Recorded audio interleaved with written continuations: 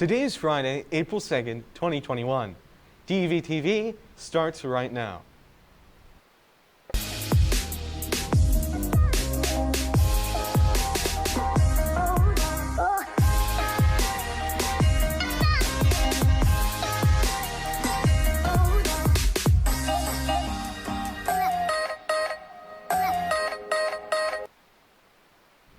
First, let's bring back an old DTV tradition. It's time for Question of the Week. With yesterday being April Fool's Day, today's question is based on the informal holiday. The question is, in which nation did April Fool's Day originate? We will have the answer to that at the end of the show. But now, let's get to a few announcements. First off, Desert Edge's Safe Club, formerly known as GSA, will be meeting on Tuesday from 3:30 to 4 o'clock in room B11. This club welcomes all LGBTQ+ students and allies of the community. Interested students should come check out the next meeting. Girls' basketball workouts have started.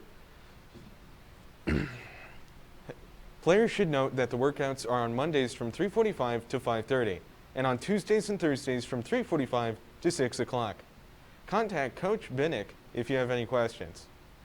Now it's time for our Hot Seat segment. In this segment, we interview DETV students and staff on the community members about what's been going on around campus. COVID has really made it difficult for classes like theater to hold events.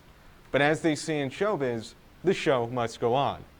So drama student Milena Montano is joining us in the hot seat today to explain how theater will be conducting their spring show. Thanks for joining us. First off, tell us a bit about your play.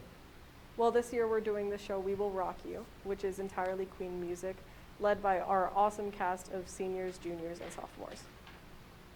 What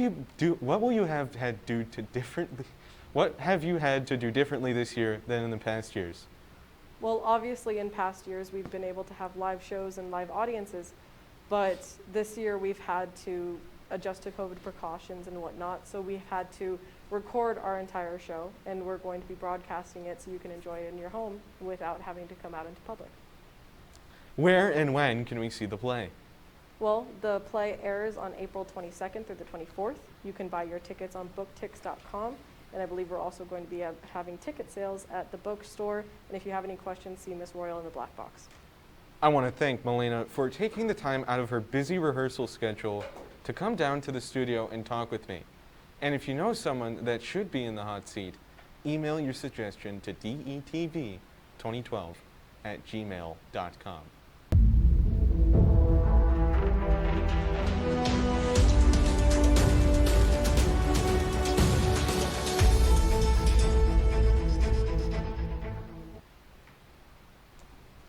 It's time to get updated on what's been going on in the world. Our news anchor, Anya, has been checking the news feeds for the latest stories. What have you found, Anya? Thanks. Like you said, I've been doing my best to find the national and international stories. Today, we have Vice President Kamala Harris moving into the Naval Observatory residence, judges ordering shoes, and a governor getting his Johnson & Johnson vaccine. That's all on the world news docket. Let's get started. First, Vice President Kamala Harris will finally move into the Naval Observatory residence next week. It's the official residence of the Vice President, but Harris's move-in was delayed due to renovations at the Naval Observatory home. Those renovations include HVAC work and refurbishing the hardwood floors. She's been living at the Blair House, the President's official guest quarters, which is just across Pennsylvania Avenue from the White House. According to several sources, the delay has left Harris increasingly and understandably bothered. Then on Thursday, the federal judge granted Nike's temporary restraining order against the New York collective Art Mischief. That means, for now, the $1,000 satanic-themed shoes cannot be sold and orders cannot be filled. Nike sued the design company on Monday. Its lawyers argued consumers associated Nike with the devilish shoes and even threatened to boycott them. The shoe grant claimed the Satanic Association dilutes the famous Nike swoosh. Mischief's attorneys compared the 666 pairs of modified shoes to art and said every pair except the one that has already been shipped. Thursday, the judge said the case will continue, but it's likely Nike will prevail in its trademark claims. Finally, Governor Gavin Newsom received the Johnson & Johnson shot on the first day any Californian over the age of 50 became eligible. Previously, residents under 65 years old could only get the vaccine if they worked in high-risk sectors or had underlying health conditions. The 53-year-old governor had promised he would wait his turn like everyone else to get the shot. He plans to make a vaccine available to all Californians who are at least 16 years old in 2 weeks. The health officials consider the widespread vaccination the most important step in stopping COVID-19 and returning to normal life. That's it for World News. Thanks, Anya. Well, you've had some time to think about today's question of the day. The question was, in what country did April Fool's Day originate? And the answer is France. Some historians speculate that April Fool's Day dates back to 1582, when France switched from the Julian calendar to the Gregorian calendar, as called for by the Council of the Trent in 1563.